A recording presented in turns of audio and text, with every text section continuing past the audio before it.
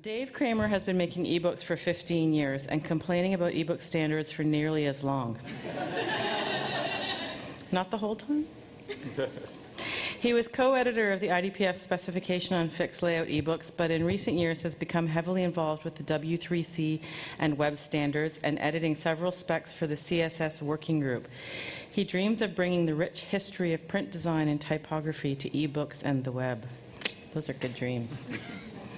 Svea Sigmund is Wiley's Digital Book Standards and Capabilities lead. Svea wrote and maintained Wiley's ebook specifications and style sheets and serves as Wiley's liaison to the publishing industry groups, including the IDPF, BISG, and W3C.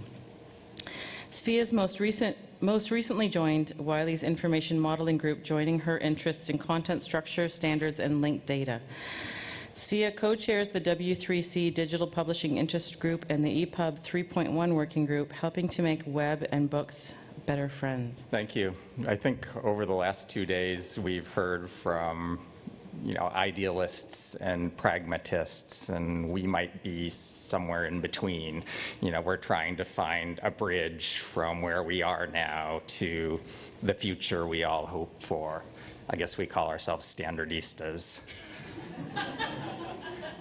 I can't even remember the original title of this talk, which is just as well. Things are changing so rapidly, we'd likely have done something different last week or do something different next week. Since the dawn of time, people have complained about EPUB. And there's a lot to complain about, as everybody in this room knows. It's such a popular sport, it has its own hashtag. We've all had to add another file to an existing EPUB, which usually involves unzipping, editing at least 3 other files, a quick trip to Google to look up the MIME type for something, running a script to zip things up again, and then, of course, EPUB check or flight deck to see if you did something stupid. Even then, you have no idea if your book still works, as you'd have to check about 100 different reading systems and devices, many of which don't agree about basic things like margins.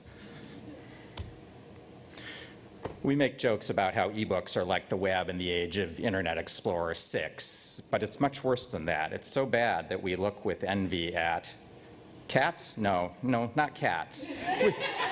We look with envy at our web developer colleagues. And so we dream about books and browsers, where the web just works, where we can use all that cool CSS, where there's this thing called JavaScript, where there are frameworks and tools and standards, and even the occasional job paying a living wage. Oh shit, I keep saying books. It's a running joke in all our standards meetings. Someone says books, and someone else helpfully points out that we're also talking about magazines and journals and monographs and all sorts of other publications. Outside of a dog, a publication is a man's best friend. Inside of a dog, it's too dark to read. Nah, that doesn't really work. So today we're going to talk about a lot of ongoing efforts to bring books closer to the web, to make EPUB better, or to make something entirely new. Along the way, we'll learn about a few new technologies that may become part of our world. First, let's look at an actual book in a browser, or screenshots of a book in a browser, as I decided at the last minute not to taunt the demo gods. None of you who know me will be surprised by which book.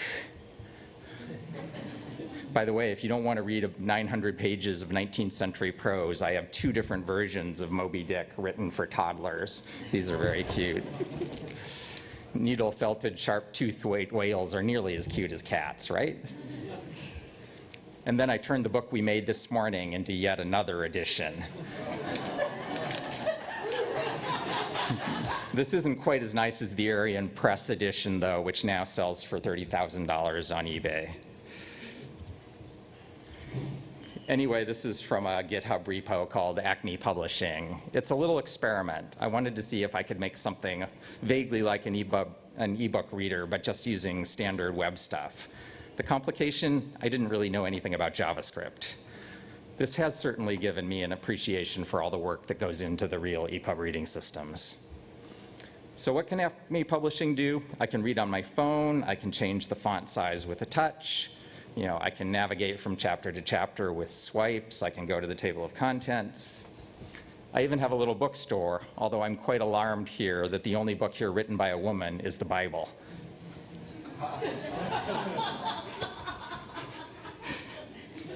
Even math looks good thanks to the efforts of a lot of people. We should send some of the yummy ebookcraft treats to the Math Jack folks. The browser vendors, though, they do not deserve our cookies.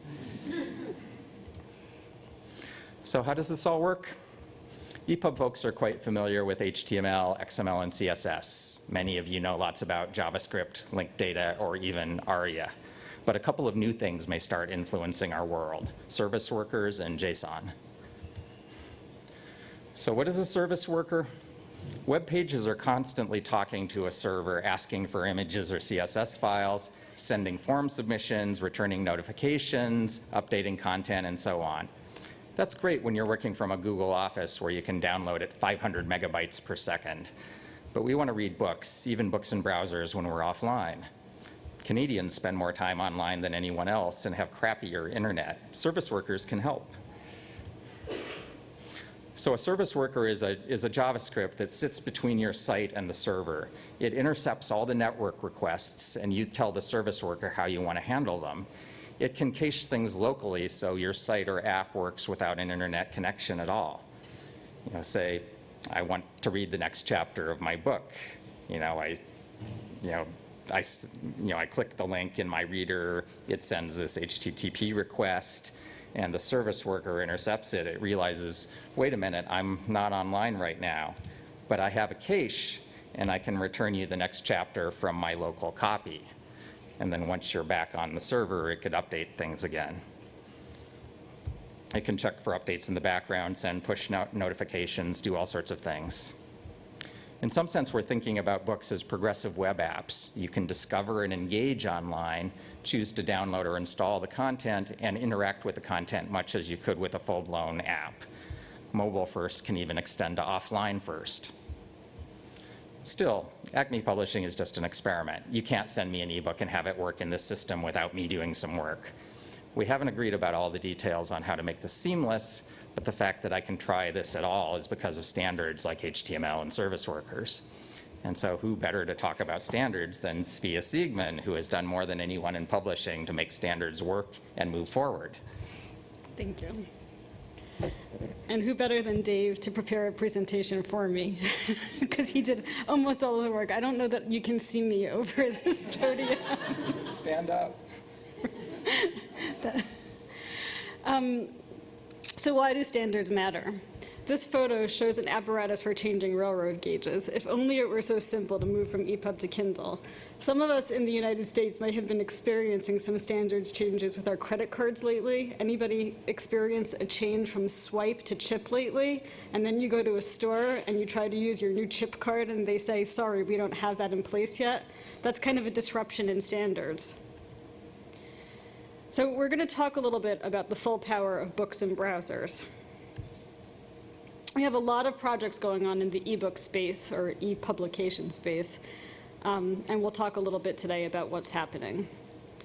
You've heard a lot about EPUB 3.1. We started with a dream and an aggressive draft, and we slowly whittled it down to what we can legitimately call a dot release now, mostly because of backward compatibility.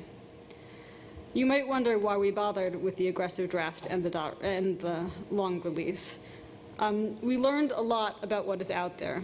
It's a really good way to get feedback, and we know a lot about what lies ahead of us for the eventual EPUB 4. It got people excited, really, really excited about some things that you would not imagine possible. It prepares those people with the let's never change tendencies for what's to come, as well as people like me and Dave to know about what might break in our current workflows, and maybe we'll actually sneak some of those things that didn't make it into our current production. And what we mostly learned about is that the existing SDKs, the software development kits, are really entrenched in the distribution processes. And really what we learned is that RM SDK has poisoned the well of society to such an extent that we can't remove many things like the NCX without breaking distribution processes in much of the world. And even the people who have made these processes flourish know that this is a mistake, and most of them promise to do better next time. Much to our dismay, we were not able to include the HTML serialization of HTML5. That sounds really backwards, but if you heard us talking about the XML serialization of HTML5 last time around, then you understand that we really needed to serialize it in EPUB 3.1 in this round because it would break too many tools. So what I just said is that in EPUB 3.1, we're still not going to say that you can include just straight HTML, unless you just put an X in front of it and fake out your system, which is what I do. We had a lot of conversations that bordered on the theoretically absurd. Some of us wonder why the linear attribute is even there. And some of the people who have been around since before EPUB was called EPUB explained to us that really it's to remove ambiguity from the author and put it in the hands of the reading system. And if that doesn't make sense to you, it doesn't really make sense to me either, but that's why it's there. So here's what's likely to actually happen in EPUB 3.1. I'm going to go through each of these point by point. First, the timeline. We published the first draft in January. We have a second draft coming out next week. That's April. The draft for public approval and IP review will be in June, and hopefully we'll have a final version in October. That gave us a year to do this insanity. So what's going to be in there?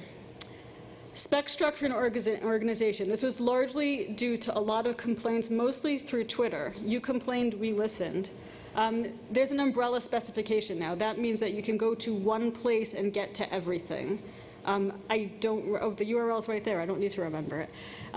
There's a broad index, so you don't have to scour 3 or 7 documents to figure out how to get to the cover information or where the properties for fixed layout are. That means, once again, one link takes you everywhere. There are still multiple modules of the specification, but kind of like the HTML5 or 5.1 specification, you get to one landing page and it brings you everywhere. Metadata. Metadata is a hot button issue. Books are all about ONIX, except when they're not. It turns out it's really hard to keep everyone happy. We're trying to remove the stuff that's unique to EPUB in our efforts to align with the open web platform. A lot of publishers run on ONIX. A lot of publishers update their ONIX regularly, and the ONIX is external to the EPUB package. But we include information like pricing in the external package. Sorry, I'm not paying attention to my notes. The EPUB package is rarely updated, but the ONIX is often refreshed once a week or even more often than that. So we wanted to have a method of having the metadata external to the package and having that actually be something that's specified instead of it just being the thing that everybody does. So in this version of EPUB, we're going to have a method for externalizing the metadata and storing it outside of the package. And this can be done by pointing to an ONIX file or including a pointer to data online that's actually not ONIX, such as JSON-LD or other linked data, if that's something that concerns you. We also are looking at attributes that were created for EPUB 3, such as the refines attribute, which is something that exists only in EPUB land. So we're going to deprecate that. We recommend using refinement mechanisms that are native to the open web platform instead.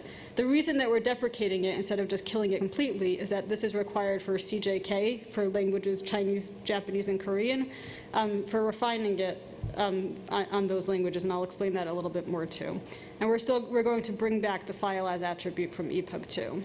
And the best part of this is that we're going to be introducing HTTP negotiation rules so that people know which metadata file to use first. How webby is that? And the thing that we learned most of all is that consensus is really hard. So what's going away? First, let's talk about what it means to kill something. A more philosophical conversation for another time. So the meaning of death in EPUB 3 is that it's no longer in the spec. But there's also superseded versus deprecated. You shouldn't use a superseded element. It will generate a hint or a warning. Did you know that hints exist in EPUB check? Neither did I. But apparently you can turn that on, and then you can see the hint, but the vendors that you deliver the file to won't. Deprecated elements generate errors. We're actually able to remove some of these elements from the specification. So CFI and content, gone. Our friends at Google did a survey of all of the publications that included CFI. The only ones that included CFI were the IDPF sample books. However, However, CFI is still really important to reading systems, and they can use this however they want. So yesterday, in Derek's presentation, when he kind of hacked into iBooks, we saw CFI all over the place, and that's great. They can use it wherever they want, but you cannot use CFI anymore because, God bless Peter Sorotokin for inventing it, nobody can understand it. Same with EPUB trigger, EPUB switch, and EPUB bindings. Great inventions, nobody uses them because they don't really exist outside of the EPUB universe. Guide, goodbye. The NCX is moved to superseded from is moved from superseded to deprecated. We can't kill it just yet because we would break our MSDK, but it will be gone in the next version, I hope. We tried. We really tried. We really tried to kill the NCX, and we just couldn't. That thing has 1,000 lives. It does. I had a really heated email exchange with my friend Micah Bowers from Blue Fire and Redium, and he explained he really wanted to say goodbye also, but he just couldn't. It would break too much. The meta name attribute from EPUB2 is dead also, and refines is superseded. But we're bringing back a few things from EPUB2 that were kind of nice. The file as attribute, which allows you to indicate some additional information about the title, author, or publisher is coming back. For example, an author could be listed as Virginia Woolf, but file as will indicate Woolf, Virginia. This helps with internationalization and sort. We're also bringing back the ID type, which indicates which type of identifier you have. So for example, MARC, ISBN, UUID. The current practice is that it syncs with ONIX code lists. We're working with Editora to tie this into schema.org. And I could have updated this slide 5 minutes ago because I just got an email about it then. Accessibility. This one's an important one, so please pay attention. The IDPF board concluded it was time to take a proactive stance on accessibility. Along with Daisy, we're working on developing a specification for publishing accessibly. No one is redefining the accessible web. That already exists. We're parameterizing it and making it easier to discover accessible content. We're writing an accessible EPUB module. That means, for now, that it's going to be a should in 3.1. We're going to have a pointer to the module in 3.1, and anything about accessibility will be a must in the module. And now I'm going to start a rant. Let's take a moment to talk about accessibility. Laura did a great presentation yesterday about accessible EPUB. If you weren't there, go take a look at it. In every other presentation, or at least most presentations, certainly the ones I saw yesterday, I saw major accessibility problems. Why are we using divs when there's an explicit semantic tag, such as figure, to tag an element? Someone, I don't remember who, asked if she should sacrifice accessibility for design. No. It's a really tough balance, but if you're using div instead of figure, instead of section, instead of article, then you are not respecting your reader base. For those of you creating interactive content, ARIA is essential. Your readers who require accessibility, who are using assistive technology or any of the other things that Laura mentioned yesterday, they can't use your content. Some libraries like jQuery have accessibility built in. You might not like jQuery because you're a JavaScript purist. That's fine, I respect that. But then you need to go learn some ARIA. End of rant. We are not redefining WCAG. The spec is going to point to WCAG A, AA, and AAA. The Digital Publishing Interest Group is already highlighting what might be missing, some of the gaps in these specifications from a packaging perspective. So you might wonder, what's the point of the work we're doing? Primarily, how do users know whether the content is accessible? At this point, many websites claim to be WCAG compliant, but we don't want to perpetuate the lies. This group is extending schema.org's accessibility metadata to include access mode, which indicates which methods, such as audio, video, or tactile, a user can use to access the content, and whether the content of the publication can be sufficiently understood in a sufficient mode, and a free text field to explain the accessibility properties. That sounds like it's an awful lot to absorb, but it's actually just 3 fields in schema.org, some of which are available today. There's also a specialized circumstance of content that's optimized for one segment. For example, Braille content is great for some segments of the population, but if I create a Braille-only EPUB, the deaf community won't be able to understand it. It will not be perceivable by the deaf, and that would fail WCAG AA because it's not what's called universally accessible. So we're trying to create some information and work with the WCAG community to make this to explain that this is actually accessible, it's just not universally accessible, and it's what we're calling optimized for certain communities. CSS, another change to the EPUB specification. The CSS profile in EPUB 3.0 was a little confusing. Most people thought that it restricted the use of CSS to a subset of the CSS world. This was never the intention. Dave rewrote the profile using the W3C CSS snapshot as a baseline. The CSS snapshot is a list of the existing CSS specifications that are recommended for use today, meaning they're widely supported. The EPUB prefixed elements that remain are the ones that are there to support CJK. We hope that this will make its way into a beautiful international version of CSS, and we won't need to work apart from the web. Scripting. I have a really long set of notes here, but I'm just going to summarize this quickly. Right now, anybody who works with scripting knows that we run into a problem that we can summarize as Chrome versus content. Basically, I want to tap on the next test question, but I accidentally turned the page because the Chrome of the operating system and what I have in content are interacting with each other.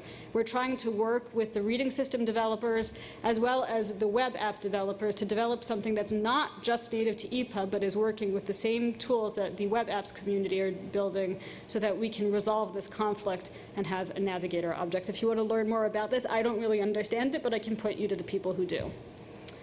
We also, as people are trying to put more stuff into their package, or at least point people out of their EPUB package, are trying to resolve a method for creating external resources. So we talked a little bit about this with metadata, but what happens if I, as a scholarly journal article publisher, want to include a data set in my EPUB? How do I tell the EPUB reading system, this is an important part of the package, but as an e-ink device, I don't expect you to be able to open this data set. But it's still part of the package. So we're working on metadata for this, and hopefully we'll be able to use the same rules for HTTP content negotiation that we're building for metadata and include them here. It's really nice when you can reuse your existing specifications. And now I'll turn this back over to Dave, who can talk about making EPUB a little bit easier on the web. So most of the stuff Svea just talked about was sort of part of the regular work of cleaning up EPUB 3 and getting rid of stuff that wasn't used and trying to make improvements where we could. There's one more part of the EPUB 3.1 effort which is not at all like that. This is wildly ambitious and trying to create an entirely new model. EPUB content is web content, but try to open an EPUB file in a web browser and it just downloads the zip. The web content of EPUB is hidden from the web, walled off by this container. So what if we were to try to create a web-friendly, server-friendly manifestation of EPUB? What if EPUB and the web were best friends forever, or BFF? The EPUB working group has been considering alternatives to the zip container for a while. The OCF 2.0.1 spec from 2001 even included a physical file system container instead of the zip container that we all use, possibly without knowing it's called a container. The terminology in this whole area is really weird, and I wish we could start over. But it turns out that Redium is already working with exploded EPUBs. We tried calling them unzipped, but then our slides wouldn't be safe for work. So the whole idea is to make it easier to make a reading system, to make it easier to have books on the web. So zipping and unzipping is one hurdle for the content. Another is dealing with all those weird custom XML vocabularies in EPUB, like the container file and the OPF. So what if the information in those files could be expressed in JSON, which is more easily understood by today's programming languages? The devil is in the details, and the EPUB working group is currently arguing about how this would actually work. It's actually quite an interesting argument, sort of pitting conceptual elegance, power, and extensibility against simplicity, ease of use, and human readability. And yes, I have strong opinions on all this stuff. We also list some of the basic ideas of BFF is, you have the EPUB is unzipped, so you just have the folder that has the contents in it. We replace package and container with the JSON file. We don't have meta-inf and all that craziness anymore. And pretty much everything else would stay the same. This also has some interesting implications that if you can start, if you're just essentially pointing to files out there, why not point to something that's already on the web instead of a physical file in the same folder? You could almost start creating books that are assembled out of disparate pieces of the web. We have a lot of ideas yet to explore. So let's take a quick look at one of the proposals, both as a glimpse into a possible future and just a gentle introduction to JSON. So JSON was born from a deep hatred of angle brackets and an obsession with braces, colons, and quotation marks. The idea was that XML took up too much space, what with close tags and other concessions to human readability. Those darned humans getting in the way of everything. So JSON stands for JavaScript Object Notation. An object is the thing in braces. What's inside is a key value pairs. You might also have a list of things, which is denoted by the square brackets and called an array. It will all make more sense when we look at a simpler example. So here's an empty object. It's just the braces. This is actually valid JSON according to JSONlint, which is by far the most useful site on the whole internet, in my opinion, over the last few weeks. So let's put in some metadata. So we have a metadata key that we're going to put in a little wrapper to include some metadata. It's still sort of almost understandable if you can sort of get past all those curly braces. So here we have the usual required metadata for EPUB, just written in a different way. This is stuff that would have come in very handy to know last year at the quiz, I'm told. I think one of our main goals here is to see if we can make EPUB conceptually simpler. At the start of the talk, I sort of alluded to the huge amount of duplication that exists in EPUB today. And even in the package file, you have the manifest listing all these items, but then you have another list in the spine with IDs pointing to the IDs of the thing in the spine. And I'm not sure that all that complexity is necessary. It's convenient for the machines. It's hard for humans. And I want to try to see if we can make things a little easier on the humans. So why not just have a single list, just have the manifest, and we could tell the machine that, if it's an HTML file, it's probably something I want to in the spine. If it's not an HTML file, I probably don't want to scroll through the binary code of the font when I'm reading the ebook. So why don't we just make some reasonable assumptions? And so in this example, the spine would be the HTML files, and then, we know that we need the CSS file, but that's behind the scenes. And how many times have the people in this room inflicted another few thousand copies of media type equals application XHTML plus XML on the world? Duh, it's an XHTML file. Do you think a computer of unimaginable power can't figure that out? However, this process can get a little ugly if you're doing something complicated or using one of the more elegant proposals we're currently, looking at. This particular example is actually a fragment from a multiple rendition ebook where you have rendition metadata as well as publication metadata. So that's it. Acme Publishing, the demo I did before, actually uses this format internally. That manifest is actually used to tell the service worker which files to cache to make offline reading work.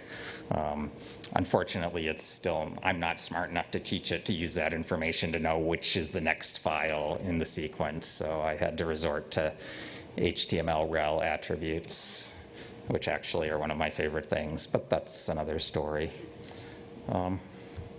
But BFF is still constrained by the relationship to EPUB. We want round tripping back and forth to work. We want to use the same concepts. So what if we really started from scratch, making ebooks as if the web actually mattered? Conveniently enough, the ideal person to tell this story is right here. She co-authored the white paper and chairs the group pursuing this particular vision. I think I need to give Dave more flattering introductions. So, portable web publications. This is something that we've been pursuing in the, wrong hat, the W3C Digital Publishing Interest Group. We get confused all the time because we're simultaneously in both groups talking about the same things often. Yeah, it's a little confusing. So the document introduces portable web publications, a vision for the future of digital publishing that is based on a fully native representation of documents within the open web platform. Portable web publications achieve full convergence between online and offline portable document publishing. Publishers and users won't need to choose one or the other, but can switch between them dynamically at will. Sounds exciting. Let me translate. What's the vision? We're building from the ground up, looking at fundamental principles and use cases. That means we're not worrying about backward compatibility. Blow it all up. Yeah, it's just a different kind of explosion. You can use this portable web publication on a browser or a special reading system. You can read it online or offline, packaged or unpackaged. That means you can read the whole book or you can watch the video that's embedded in the book. All the goodness of the web, all the packagedness of EPUB. This group is also looking at some areas that EPUB has not really explored to the fullest. We have a group that's looking at formal archiving. We have trained archivists in our group. It's really a lot of fun. We're looking at a robust fragment identification definition. That's not CFI. We're looking at some of the stuff that's actually worked on the web and trying to build on that. It's really interesting to work with people who have experience in the web and build on what they've done instead of trying to just work inside the little world of EPUB. I really don't mean to be dissing EPUB so much. It really does a lot for us, but sometimes we look at it from a distance and we see what's broken. In order to prepare for what's to come, we, the Digital Publishing Interest Group, are creating very specific use cases. PWP is not a specification yet. It's a vision. For this to become a specification, we need to understand the needs. Earlier this week, some friends of ours on Twitter pointed out how gigantic our security holes are, and we knew that. But in order to figure out what to do with it, we need use cases. Here's an example of a use case. As a user, I want to begin reading a journal article while in my lab with Wi-Fi and continue reading it while on the subway. As a New Yorker, I can think of that as the only place I can think of without connectivity. So if you have a use case that you can think of, send it to me, send it to Dave, send it to Twitter, send it to our GitHub repository. We have links to it later. You probably have heard GitHub a lot today. Maybe get on that wagon. Now we know Randall Munroe follows DPUB, because this is actually one of our use cases. So here's our cat, by the way. This is a call to action. Read the specs. Painful as it may seem. It's so not painful. I read specs every day. And we're trying to do better jobs of writing them. Right. We try to insert humor in them, you know, Easter eggs. So what can you do? Everybody asks us that. What can you do? Read the spec. Join GitHub.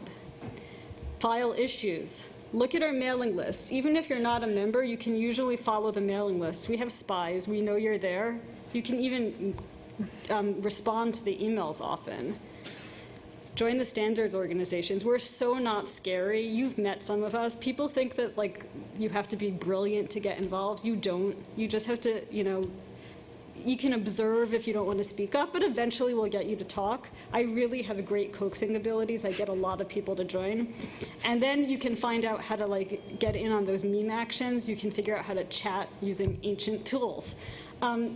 If you want to get involved in the IDPF, Dave and I are great people to get involved with. If you want to get involved in the W3C, it happens to be that the business lead for North America is here. Do you want to wave, Karen? Karen's a lovely person, and she'll be very happy to get you involved. If you want to have a little bit less to do with the W3C, but you want to kind of start to get your feet wet, the W3C has community groups. I'll talk a little bit more about some of our favorite ones soon. If you want to just kind of start observing from the background, there's bug reporting on specs, browsers, reading systems.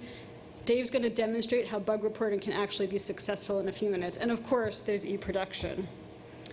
Let's talk a little bit about the community groups. The W3C has different tiers of groups. Community groups are open to everyone, member or not. You just sign up. I think you have to create an account first or something like that. There are hundreds of groups with varying levels of activities. Here are a few of our favorite groups.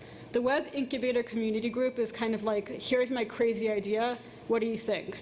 And sometimes it will get squashed by some brilliant people because it's a little bit too crazy, but sometimes it will get picked up and actually get elevated to like the web apps working group, and it will actually get into a specification just because you had a great idea and you posted it. Cool. Scholarly HTML is an HTML vernacular for the scholarly web. This group's just getting started. I should disclose that I'm very actively involved, and I'm kind of writing the specification in my free time.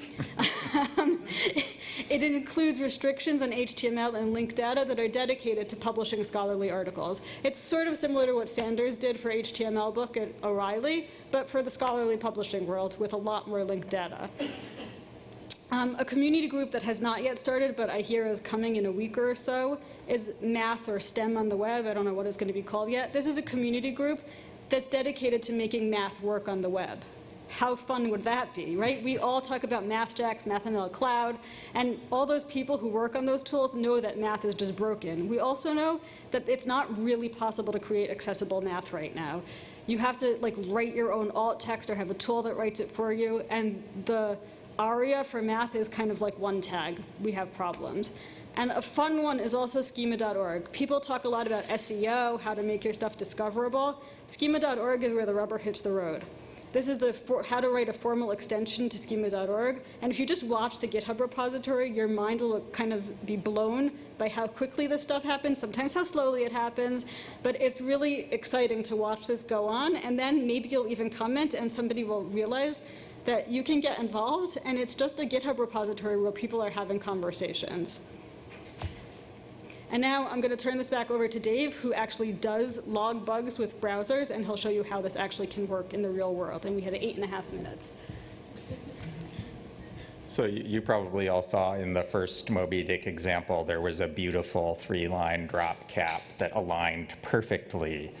This was one of my obsessions with bringing better typography to the web, and much to my surprise, WebKit implemented this. And when I found out, I was like jumping up and down. I was so excited that, you know, some idea I'd tried to push in the CSS working group was actually ending up in the world.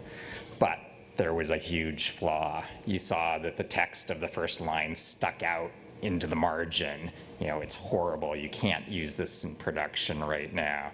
So I saw this and it's like, oh God. So I had to get really brave and go into Apple's bug tracker and sign up for an account and actually write a bug for WebKit. And it actually turned out not to be that bad. There's lots of guidelines out there on how to write bugs and, you know, sort of the expectations for how you phrase things and describe things, but this is where you actually can make change. You know, this is, oh, I've discovered this problem, here's how you can reproduce it, and they actually went and fixed it, which was lovely, except Safari 9.1 came out a couple weeks ago. I get all excited. I rush to Acme Publishing, look at chapter 1 of Moby Dick, and that damn line still overflows into that margin. They'd fixed the bug, but it hadn't ended up in the release channel, and it's like, my heart sinks. A couple days later, I saw a tweet this morning, oh, the fix is going to be in 9.1.1, and I get all excited again, and then the person tweets again a few minutes later, oh, it's not. It's fixed in the technology preview, but it's not in the release channel. So there's a lot of drama in this world, but this is the thing, I think, one of the things that can make a difference, you know, and you people more than anyone, you see these problems, and, you know, they're not going to get fixed if you don't say something. So just here's a bunch of resources for some of the things we've talked about: EPUB 3.1, various documents, the PWP effort through W3C, community groups, the Digital Publishing Interest Group, email archives, and the mysterious IDPF memes. And yes. I think we alternate between crazy optimism and this, it's all broken, it's never going to be fixed. And I wonder if that's sort of inherent in standards work or in the EPUB world in its entirety, but that's where we are. Unfortunately, I need to raise an ugly term, DRM. When it comes to presenting HTML on the web, we as publishers have a responsibility to protect our content, at least until we can cover costs. And then, of course, there's issues around authors' copyright and so on. So I really like the direction you're going. But apart from complete state socialism that pays for the publication of scholarly material up front so that it's free for everybody, apart from that idealistic dream, what can we do about protecting copyright when we start to use web browsers, protecting content when we start to use web browsers? Does that get talked about? Personally, I am opposed to DRM, but that's my personal opinion, not necessarily reflecting the opinions of my colleagues. I will say that I don't think that DRM is actually what's protecting your content. I think that if you take a look at some data, usually when files are leaked, it's before they're available for sale, not after. So think about that. Encryption is possible on the web. It doesn't usually have anything to... Where the files are distributed shouldn't actually affect their availability. That being said, security is a big issue, and I think that the area that we need to explore most with files being available on the web is security, which isn't the same thing as DRM. But where will the process, let me see, if what gets transferred over the web is HTML, then it can be captured right at the user end. Yes. Yes. To a great extent, security can be handled by logins to the site that as opposed to actual DRM, I suppose. Yeah. You trust the end user. Yeah. I agree with that. But I mean, as I pointed out, the other part of the equation is, especially around scholarly material, who's paying for it? I mean, the state in Canada, for example, the government pays for a great deal of the research and the lead up to publication, and kind of expects that the publisher will spend as little money as possible to get the material out, and would like to see it opened up. But in fact, there are costs involved. I think you can ask the same question about any form of publishing, because there are costs involved in publishing as it is today, and really we're getting into a whole discussion about open access, which I think is a separate topic. Yeah, that's true, but I can't see how you can, it's separate, but it's... On the technical side, if you were in a position where you felt obligated to even prevent the user from seeing the raw HTML, my understanding is that the encrypted media extensions that is provoking bitter debate in the W3C would be a technical way of achieving that goal, that you could write some sort of DRM module on top of that extension and, you know, prevent the user from seeing the HTML source of the publication. You know, I won't express an opinion on the viability or ethics of such a response, but I think some things are technically possible along those lines. Aren't there conversations happening with the HTML overlords about implementing DRM on HTML? And how does that play into that. Liam's getting Thank that. you. I was like, Yeah. someone from W3C. I think that would be the ME stuff, encrypted media extensions. Yeah, Liam Quinn, W3C. There's a lot of confusion, although I should prefix this, it's not the area I primarily work in, but I have been following the encrypted media extensions work. And there's a lot of publicity and a lot of confusion about what EME is. It's basically, it does two things. It lets a web browser download or be shipped with a video codec, primarily, which can access video hardware very efficiently. And it lets the web browser talk to a thing called a content decryption module, CDM. There are CDMs shipped with Flash, for example, and Silverlight today. And with some web browsers, Mozilla, if you install Firefox, you get a decryption module installed with it. And this is primarily used for things like Netflix. So if you watch video on Netflix, and the reason they need it is because the video distributors, the people we think of as Disney, for example, is not actually the company that makes the money. The Disney Studio and Disney Distributor. Disney Distributor licenses the movie from the studio. Disney Studio makes hardly any money. This is why actors are not in fact billionaires, is because actors are paid a proportion of the profits of the studio, not of the distribution company. Distribution companies are huge. They license the movies from the studio. The studio says, these other people are getting all our money.